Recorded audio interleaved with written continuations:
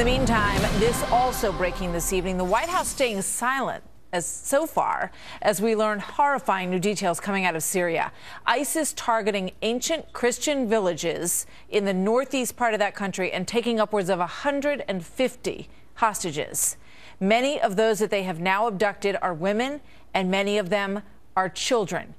The reports first surfaced about 24 hours ago. The White House has yet to comment on this, the Pentagon saying that it hasn't confirmed the incident. Just a short time ago, Texas Senator Ted Cruz reacting, saying he believes that this, what you are looking at, is the face of evil. The Reverend Franklin Graham also speaking out, saying that he believes the president is defending Islam while chastising Christians. Of course, this is just the latest in a series of attacks that have been squarely aimed at Christianity over the past several years in this region.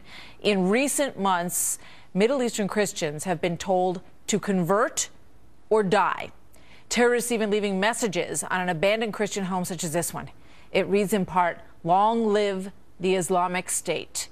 In Mosul, Iraq, one of the first cities that they overtook, they are blowing up and torching ancient churches in many cases, huge symbols of Christianity in the area, the larger area in which is the birthplace of Christ. So last summer, there was that humanitarian crisis in Iraq, jihadists attempting to starve religious minorities who were trapped on a mountain, the Yazidis, which you remember, of course. And just last week, a video of 21 Egyptian Christians marched to a beach and beheaded.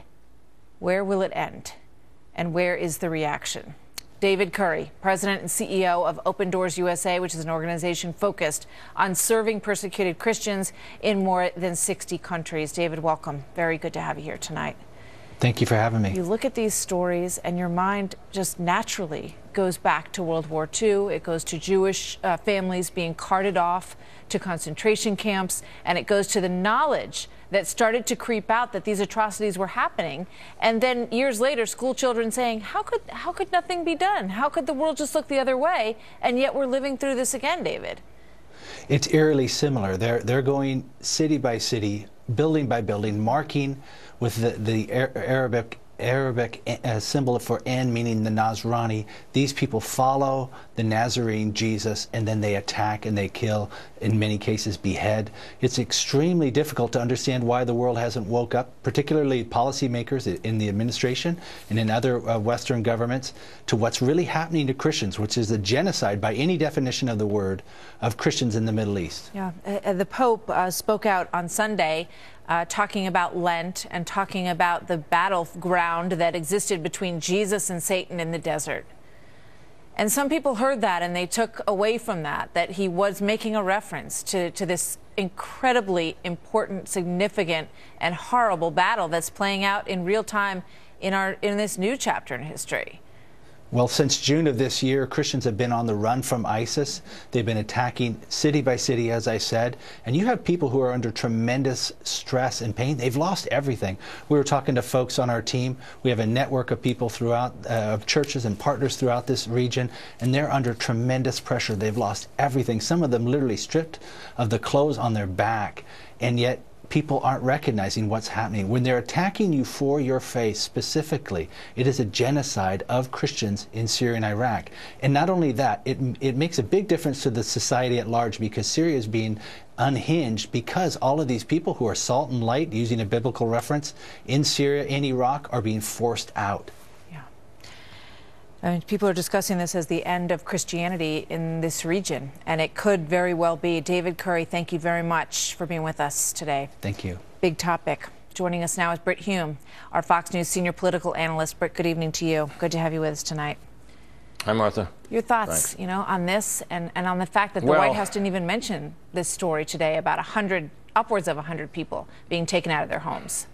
Well, I think it's pretty clear, Martha, that the president does not want to frame this conflict with ISIS in a religious context. He refuses really to label this as Islamic terrorism, or even to say Islamic extremism. He simply talks about violent extremism. And the last thing he wants to do is to frame this as Christians versus Muslims. So the White House's reluctance on this is consistent with the way the White House has behaved before on issues of this kind. I suspect something will get said in the next couple of days, but they're in no hurry to do this. They don't want to. The president does not want to fan the flames of sentiment in this largely Christian country, the United States of America, that would say we need to go there and do something to put a stop to this. In fact, what he's doing now, which is the bombing campaign that he's carrying out largely in Iraq, it seems to me as a result of public pressure that came from the beheadings of those Americans. Mm-hmm. Before that, he was prepared. ISIS was still the JV, you'll remember. Yeah. And he doesn't want to engage over there. Martha, he does not see ISIS as a threat to the United States in a direct way. Yes, some Americans have been killed, and yes, hideous atrocities are being carried out, not only against Christians, but against many more Muslims as well. But he doesn't want to be drawn into this. So, I mean, you're saying essentially what we're seeing playing out, which is that the president wants to do sort of the bare minimum, to kind of keep them at bay, to attack when he can, but to largely look the other way and hope that it goes away sooner rather than later.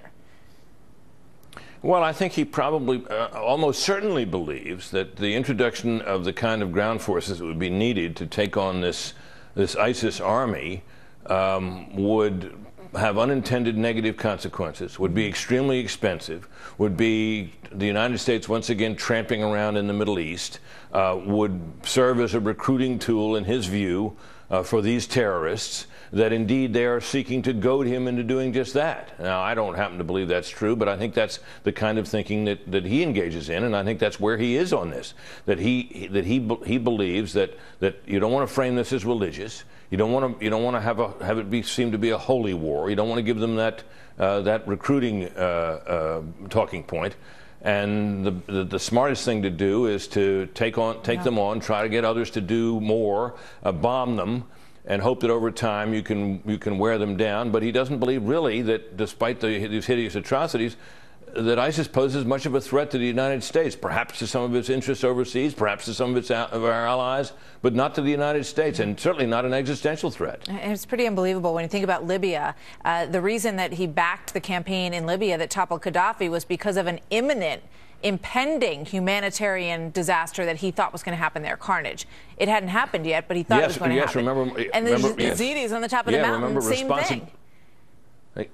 Yeah, well, remember responsibility to protect? That was considered part of the Obama foreign policy doctrine. Well, that's right. Long since been abandoned. Yeah. Martha, I think what he's taken away from such interventions as he has done is a further lesson that they're not wise, that they have unpredictable consequences, that there's turmoil in the Middle East. We can't know in which direction it's going, and we probably can't affect it very much for the better.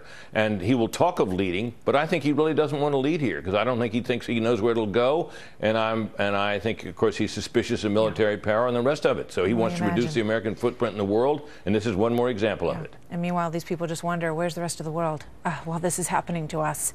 Oh, Brett, exactly. Thank you very much. Good to see you. You bet. So again, the Kelly Files watching this breaking news story tonight. All eyes are on this courthouse in Stephenville, Texas, where we could get a verdict at any moment in the American Sniper trial. That's why you see so much press posted outside that building this evening. Plus, the White House dismissing growing concerns over a possible nuclear agreement with Iran as a deadline to seal the deal fast approaches. We're going to talk about that. Up next, Lieutenant Colonel Oliver North and Ambassador John Bolton on why these talks, this moment, this pact could have a lasting effect on the world. Plus, allegations of racism have some in the Denver Police Department crying foul tonight. We are going to talk with the detective, calling this a bad case of political correctness. Why does he say that? When we come back. No, you need to go all the way.